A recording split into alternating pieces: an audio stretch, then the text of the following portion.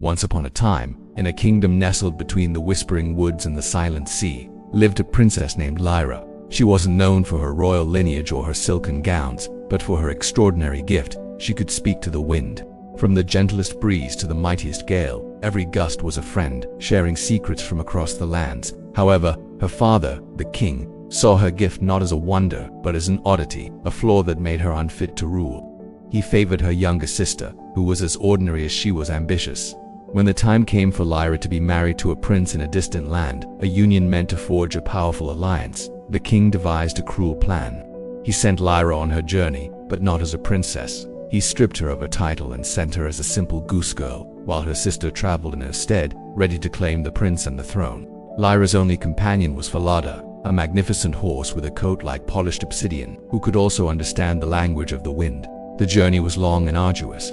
Lyra, with her flock of geese, walked while her sister rode in a grand carriage. One evening, as they camped by a river, the sister demanded Lyra's last possession of value, a locket containing a lock of her mother's hair. When Lyra refused, the sister, in a fit of rage, pushed her into the swift current. She thought Lyra had drowned and rode on, leaving her for dead.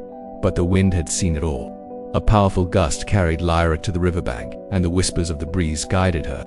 She wasn't defeated, she was determined.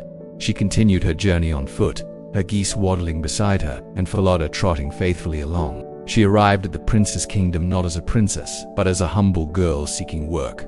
The prince, a kind and observant young man named Kale, was intrigued by the quiet girl who seemed to have an uncanny connection with the world around her.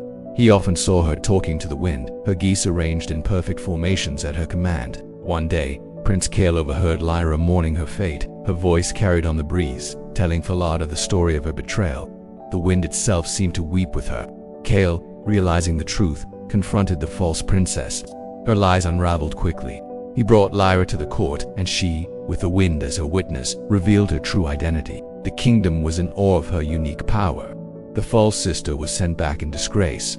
Prince Kale, who had fallen in love with Lyra's spirit, not her title, asked her to be his queen. She accepted, and together they ruled a kingdom where every voice, even the whisper of the wind, was heard and cherished.